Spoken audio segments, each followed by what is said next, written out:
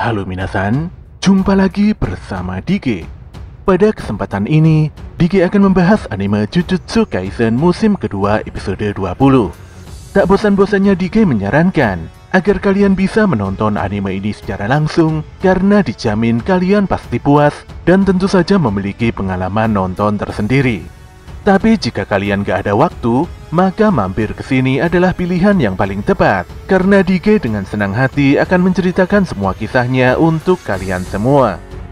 Sebelum lanjut ke inti cerita, buat kalian yang baru saja menemukan channel ini, ada baiknya untuk subscribe dulu. Jangan lupa juga untuk menyalakan notifikasinya agar kami semakin semangat untuk menghadirkan konten-konten terbaik buat kalian. Oke, langsung saja. Persiapkan diri kalian and enjoy.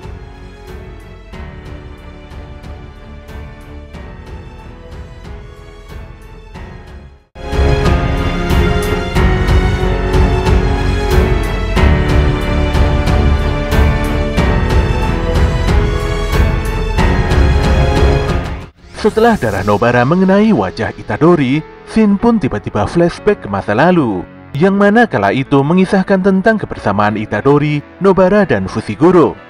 Saat itu tanpa sengaja Nobara menumpahkan segelas kopi pada kemeja putih milik Pak Gojo. Tentu saja dia sangat kaget dan bingung. Walaupun Itadori dan Fushiguro ikut membantu untuk membersihkan kemeja Pak Gojo, namun kemeja tersebut malah jadi makin kotor parah. Tanpa berdosa, Nobara mengira kalau kemeja Pak Gojo harganya murah. Namun setelah dicek merek labelnya, dia pun sangat terperanjat karena harga kemeja Pak Gojo sangatlah mahal. Saat itu tiba-tiba Pak Gojo datang dan menanyakan di mana kemeja putihnya. Tentu saja dengan sigap Fushiguro langsung menyembunyikan kemeja itu di dadanya. Dan tentu saja kejadian itu membuat Itadori dan Nobara tertawa terbahak-bahak. Suasana kebersamaan kala itu benar-benar hangat dan nyaman. Sayangnya saat ini kondisi Nobara benar-benar mengenaskan. Dia nampak tidak sadarkan diri dengan sebagian wajah yang hancur. Itadori seakan tidak percaya dengan hal buruk yang menimpa salah seorang teman dekatnya itu. Nafasnya begitu berat dan matanya nampak berkaca-kaca. Ditambah lagi saat itu dia mengingat tentang banyaknya warga sipil yang tewas serta meninggalnya Gento Nanami. Melihat kondisi Itadori yang kebingungan, Mahito pun langsung bergerak dan melepaskan Kokusen atau tinju kilat hitamnya. Serangan Mahito ini pun membuat Itadori terlempar parah. Itadori juga dihempaskan berulang kali hingga tubuhnya menghancurkan dinding-dinding stasiun. Sambil berteriak kesal, Mahito lantas menceramahi Itadori dan membanting pemuda tersebut layaknya sebuah mainan. Walau terluka sangat parah, sayangnya Itadori hanya diam saja tanpa melakukan perlawanan sama sekali. Mahito sangat merinding dengan kemampuannya, dan dia merasa bahwa dirinya adalah kutukan yang paling sejati. Kutukan menyebalkan ini lantas berkata, kalau Itadori hanyalah bocah yang sangat naif. Padahal tempat ini adalah medan perang, di mana semuanya harus memaksakan kebenaran pada lawannya. Mahito merasa bahwa Itadori itu sama seperti dirinya. Bedanya, Mahito akan membunuh orang tanpa berpikir terlebih dahulu, sementara Itadori akan menolong orang tanpa banyak berpikir. Baik roh kutukan ataupun penyihir Jujutsu, keduanya sama-sama memiliki insting bertarung. Dan perang yang melibatkan kedua pihak ini, pada akhirnya akan menentukan pihak mana yang bisa berkuasa 100 tahun kemudian. Menurut Mahito, jika Itadori tidak menyadari hal ini, maka mau sampai kapanpun pemuda itu tidak akan bisa menang. Walau sudah dipukuli sedemikian parah, namun Itadori masih saja diam. Mahito pun merubah tangannya menjadi sabit tajam dan setelahnya menyabetkan senjata itu pada Itadori. Saat itu tiba-tiba terdengar sebuah tepukan, yang mana setelah itu tubuh Itadori langsung berpindah tempat. Tentu saja Mahito jadi kaget dan terdiam di tempatnya. Ternyata tepukan tangan itu datang dari Aoi Todo. Dengan penuh percaya diri, Todo datang di saat yang tepat untuk menolong Itadori. Apalagi dia menganggap Itadori layaknya saudara sendiri. Shin pun kembali lagi beberapa saat sebelumnya, di mana saat itu Todo dan Nida Arata tengah berada di basement lantai 5 stasiun metro Shibuya. Di area ini terlihat banyak orang yang masih berdiri mematung karena efek perluasan domain milik Gojo Satoru. Todo pun menyadari bahwa Kito Suguru atau si Kenjaku sudah pergi dengan membawa alam penjara yang mengekang Gojo. Setelah berpikir sejenak, Todo pun memutuskan untuk mengubah tujuannya. Dari yang awalnya ingin menolong Gojo, menjadi bertarung semaksimal mungkin demi menolong rekan serta melemahkan lawan. Dia lantas mengajak Arata bergegas, karena mungkin saudaranya berada di dekat sini. Melihat sosok Todo, Mahito pun mengetahui bahwa lelaki kekar tersebut adalah penyihir Jujutsu yang telah membuat Hanami terpojok. Todo lantas meneriaki Itadori untuk segera bangkit, karena pertarungan yang sebenarnya baru akan dimulai. Namun mental Itadori sudah hancur lebur setelah menyaksikan Nanami dan Nobara tewas di hadapannya.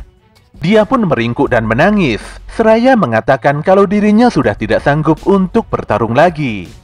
Itadori memiliki tanggung jawab untuk menolong lebih banyak orang, apalagi sebelumnya Sukuna telah membantai banyak orang. Sayangnya hingga kini dia belum bisa melakukan apapun. Dia pun merasa kalau dirinya adalah seorang pembunuh yang sengaja mencari-cari alasan untuk membenarkan dirinya. Rengekan Itadori membuat Mahito begitu kesal. Roh kutukan ini pun berlari dan hendak menebas Itadori. Namun Todo langsung menepukkan tangannya dan menukar posisi Arata dengan Mahito. Dia juga bertukar tempat dengan Itadori dan setelahnya menendang Mahito dengan begitu keras. Anehnya si Mahito malah terlihat gembira. Sebenarnya Mahito sudah tahu tentang teknik kutukan Todo. Namun demikian dia masih kesulitan dalam menghadapinya. Todo pun menasehati Itadori agar tidak mudah menyerah dan meremehkan diri sendiri. Menurut Todo, selama hayat masih dikandung badan, rekan-rekan penyihir Jujutsu yang telah tewas masih belum benar-benar dikalahkan. Jika harus mencari makna dan alasan untuk setiap nyawa yang hilang, terkadang hal itu malah menjadi semacam penghinaan pada mereka yang sudah tiada. Dengan sigap si Arata langsung mengobati Itadori dengan teknik kutukannya. Meski tidak sembuh total, namun Arata menjamin bahwa cedera dan pendarahan Itadori telah terhenti. Pun demikian, jika Itadori terkena serangan lagi, maka lukanya akan bertambah dan Arata tidak akan bisa menyembuhkannya. Arata juga berkata, kalau dia sudah mengobati Nobara dengan teknik kutukannya. Meski nafas dan denyut nadinya terhenti, namun luka Nobara masih belum terlalu lama, dan tentu saja masih ada kemungkinan gadis itu bisa tertolong. Walau hanya kemungkinan, namun hal tersebut sangat berarti bagi Itadori. Dia pun mempersilahkan Arata pergi untuk membawa Nobara pesertanya. Sementara itu si Todo mulai berduel dengan Mahito. Mahito pun kesal, karena serangannya tidak pernah mengenai Todo. Namun dia sudah menyiapkan jebakan, dan jika rencananya berhasil dia ingin menghajar Todo dengan Kokusennya. Namun nyatanya rencananya gagal, karena saat itu Itadori telah bangkit dan melesatkan tinju kilat hitamnya pada tubuh Mahito, hingga roh kutukan tersebut terjungkal. Kali ini Itadori sangat serius, demikian juga dengan si Todo yang langsung merobek kaos ungunya. Di sisi lain, Mekamaru menyarankan pada Miwa agar mengurungkan niatnya mendekati Shibuya, apalagi pertarungan sudah hampir selesai. Mekamaru juga memastikan bahwa siswa SMK Jujutsu Kyoto tidak ada yang bisa selamat dari pertempuran di Shibuya selain Todo dan Arata. Oleh karena itulah Mekamaru telah mengatur para siswa SMK Jujutsu Kyoto untuk menjalankan misi lain di selatan Kyoto. Miwa pun menangis dan tidak terima karena Mekamaru tidak pernah meminta saran padanya. Mekamaru pun mengatakan bahwa ada gadis yang disukainya. Mau dunia seperti apapun, dia ingin selalu ada untuk melindungi gadis tersebut.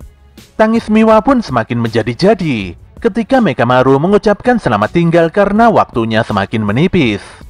Saat itu juga tiba-tiba bayangan Mutako Kichi muncul di samping Miwa, dan dia berharap Miwa selalu bahagia. Selama Miwa bahagia berarti harapan Muta sudah terwujud. Miwa pun sangat terkejut, namun disitulah bayangan Muta telah menghilang untuk selama-lamanya.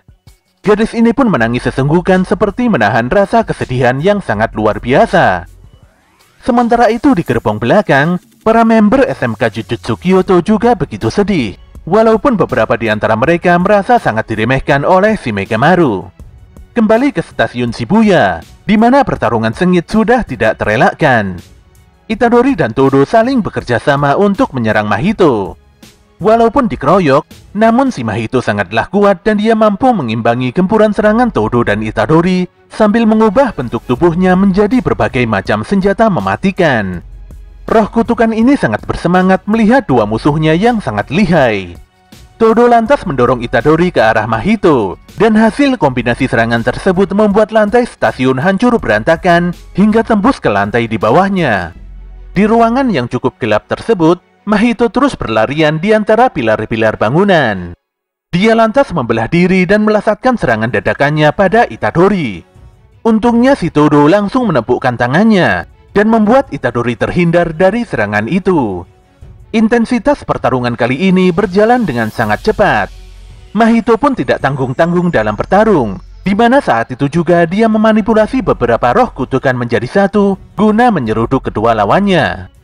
Akibat serangan ini, mereka semua pun terpaksa turun satu lantai di bawah lagi. Menurut pengamatan Mahito, kekuatan jiwa Todo masih sangat penuh, sementara Itadori mungkin hanya tersisa 10% saja. Jiwa Mahito sendiri tersisa 40%, karena sebelumnya dia dihajar habis-habisan oleh Itadori. Roh kutukan ini pun menargetkan Todo untuk dihabisi terlebih dahulu, karena teknik kutukannya sangat merepotkan. Dia lantas memanipulasi jiwanya, dan melepaskan roh kutukan super besar yang menyerupai kereta. Tentu saja Itadori dan Todo langsung berlari kencang untuk menghindari terjangan kutukan kereta tersebut. Ketika keduanya hampir tergencet duri-duri tajam, dengan cepat si Todo melemparkan dua benda ke samping dan memindahkan dirinya beserta Itadori dari lintasan kereta. Namun mereka tidak bisa bersantai-santai, karena Mahito kembali menyerang dengan berbagai manipulasi senjatanya. Saat itu Todo memberikan sebuah batu pada Itadori, dan Itadori langsung melemparkan batu tersebut pada si Mahito. Dengan cepat si Todo mengganti posisinya dengan benda yang dilempar Itadori tadi. Todo pun mengakui kalau Itadori sudah semakin kuat. Dia merasa kemampuannya tertinggal sangat jauh, apalagi Mahito juga bisa menggunakan teknik kilat hitam yang sangat kuat. Rasa tidak ingin meninggalkan Itadori yang berjuang sendirian, membuat Todo semakin bersemangat untuk terus melangkah. Tanpa diduga dia melesat dan melepaskan teknik tendangan kilat hitam pertamanya. Tentu saja Mahito terlempar dan terpukul mundur. Namun Mahito malah santai saja, karena mau sekuat apapun serangan kilat hitam yang ditujukan padanya, semua itu tidak berarti kalau tidak melukai jiwanya.